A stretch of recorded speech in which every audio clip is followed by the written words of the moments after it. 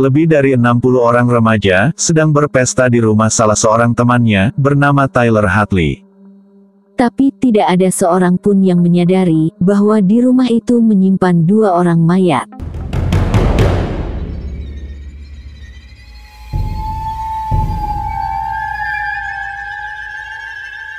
Kali ini, kita akan berkunjung ke Florida, yaitu sebuah kota di Amerika Serikat yang berbatasan dengan Alabama dan Georgia. Kota ini merupakan salah satu kota terpadat di Amerika, yang penduduknya mencapai lebih dari 18 juta jiwa. Blake Hadley dan Mary Jo adalah salah satu penduduk di kota itu. Mereka telah pindah pada tahun 1983. Tujuan kepindahannya ini untuk lebih dekat dengan orang tuanya. Blake dan Mary adalah pasangan yang serasi, baik dan juga saling jujur satu sama lain. Mereka juga memiliki pekerjaan yang cukup mapan. Blake merupakan seorang insinyur di bidang kelistrikan, dan Mary merupakan seorang guru di salah satu sekolah dasar.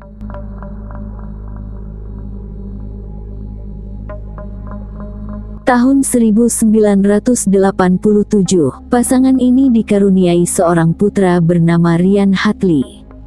6 tahun kemudian, tepatnya tahun 1993, mereka dikaruniai anak kedua bernama Tyler Hadley. Tyler Hadley lahir secara prematur, sehingga secara fisik jauh lebih kecil dibandingkan dengan kebanyakan bayi lainnya. Bahkan 1 bulan setelah lahir, Tyler harus dilakukan perawatan di inkubator. Khawatir dengan kondisi putranya, Mary pun sering memeriksakan Tyler ke dokter, dan Tyler pun sering diberikan obat hormon tiroid untuk pertumbuhannya. Mary sangat ekstra menjaga Tyler dibandingkan dengan kakaknya. Ia sangat khawatir jika Tyler dikatain oleh teman sekolahnya karena badannya yang kecil. Namun sebaliknya, Tyler justru tumbuh menjadi seorang anak yang sopan dan juga ceria. Ia sangat menyukai bermain sepeda, skateboard dan juga baseball. Keluarga Hadley sangatlah harmonis, bahkan tetangga mereka sering mendengar keluarga ini tertawa bersama di kolam renang saat malam hari. Tetapi keceriaan ini akan segera berubah. Ketika Tyler Hadley memasuki sekolah menengah atas, keadaan menjadi 180 derajat berbeda. Tyler menjadi seorang yang selalu ingin mencoba hal baru. Ia telah keluar dari jalur anak remaja yang seharusnya. Tyler telah salah memilih pergaulan, yang menyebabkan ia selalu melakukan hal yang di luar batas. Bahkan, tahun 2010, Tyler terlibat melakukan pengrusakan sebuah cagar alam bersama dengan teman-temannya. Tyler saat ini semakin tidak terkendali, bahkan kini ia sudah berkenalan dengan obat-obatan yang menyebabkan mentalnya semakin tidak stabil. Mary Jo, sang ibu pun, sangat kehilangan kontrol terhadap anak bungsunya. Ia sudah tidak mengenali perilaku anaknya yang dulu. Tidak mau anaknya salah melangkah terlampau jauh. Kemudian, Mary Jo pun memasukkan Tyler untuk melakukan sesi konseling dengan para ahli.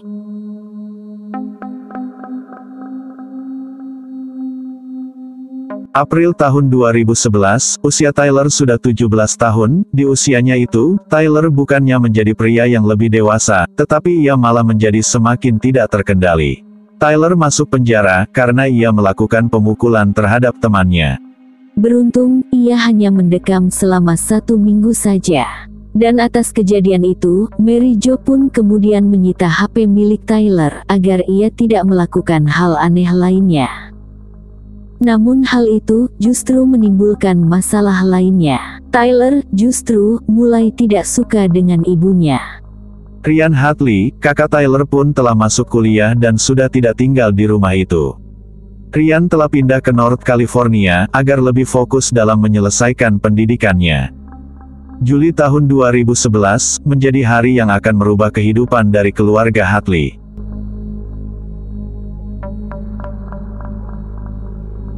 Hari itu, Tyler telah meminum obat-obatan, dan ia pun kemudian keluar dari kamarnya pada jam 5 sore dan menemui ibunya. Kemudian Tyler berdiri di belakang ibunya, Mary Jo. Mereka saling menatap sebentar, sebelum akhirnya Tyler menikam ibunya dengan palu hingga tidak bernafas. Sang ayah yang mendengar suara istrinya, kemudian datang menemui sumber suara itu. Dan ia pun sangat kaget melihat Tyler sudah bersimbah merah. Black pun kemudian berlari untuk menelpon pihak berwajib. Namun sebelum itu dilakukan, terlebih dulu Tyler sudah berhasil menikam ayahnya, hingga lelaki itu pun tidak bernafas. Kini, kedua orang tuanya telah lenyap, dan Tyler pun menggotong mayat keduanya ke dalam kamar utama di rumah itu. Setelah itu, ia membersihkan sisa cairan merah yang masih berserakan di rumahnya selama 3 jam lamanya. Dan ia bercermin ke kaca kamar mandi sambil tertawa lebar.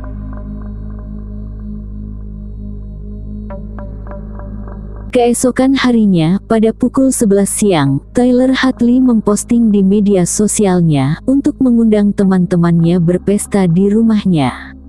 Ia berkata bahwa orang tuanya sedang berlibur di luar kota.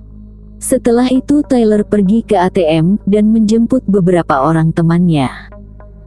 Walaupun Tyler belum pernah mengadakan pesta di rumah, tapi ia bisa meyakinkan agar temannya bisa berpesta di rumahnya. Sekitar 60 orang telah datang ke rumah Tyler, mereka sepanjang malam melakukan pesta dan bersenang-senang. Di rumah Tyler, beberapa orang ada yang bermain pingpong, makan, dan berminum-minum. Ruang tamu dan dapur rumah itu pun sudah tidak berbentuk karena makanan telah berserakan di mana-mana. Saat pesta berlangsung, Tyler memanggil temannya yang bernama Michael Mandel. Mandel telah berteman dengan Tyler sejak usia keduanya 8 tahun. Keduanya sering menghabiskan waktu bersama dan bertukar pikiran.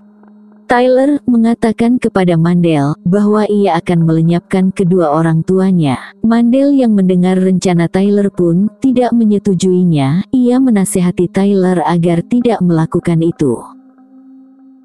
Tetapi akhirnya, Tyler pun menunjukkan mayat orang tuanya yang berada di kamar kepada Mandel. Betapa kagetnya Mandel ketika melihat mayat kedua orang tua Tyler. Dan bukannya menyesali, Tyler justru mengajak sahabatnya Mandel untuk berselfie. Setelah pesta usai, Mandel kemudian memberanikan diri untuk melaporkan kepada pihak yang berwajib. Keesokan harinya, pihak berwajib pun mendatangi rumah Tyler dan menangkap Tyler. Bukti berupa palu telah ditemukan oleh pihak berwajib di rumah itu. Karena masih di bawah umur, Tyler pun hanya dijatuhi hukuman seumur hidup tanpa pembebasan bersyarat. Tyler akan menjalani hukumannya di lembaga pemasyarakatan Okeechobee. Ribuan orang mengantarkan Blake dan Mary Jo ke tempat peristirahatannya dan mendoakan keduanya. Tyler Hadley, seorang remaja yang telah salah memilih teman, yang akhirnya membawanya ke dunia obat-obatan dan menyebabkan kesehatan mentalnya terganggu. Dan tanpa bisa berpikir panjang, ia telah melenyapkan orang tuanya sendiri, yang telah membesarkan dan memberinya cinta.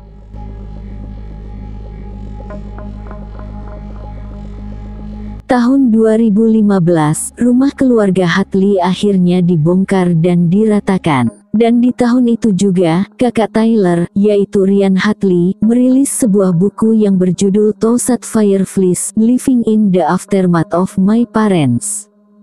Buku itu mengisahkan perjalanannya, bangkit dari rasa sedih atas kehilangan orang tuanya, karena ulah dari adiknya. Ryan juga mengajukan ke pengadilan, agar adiknya tidak mendapatkan warisan orang tuanya.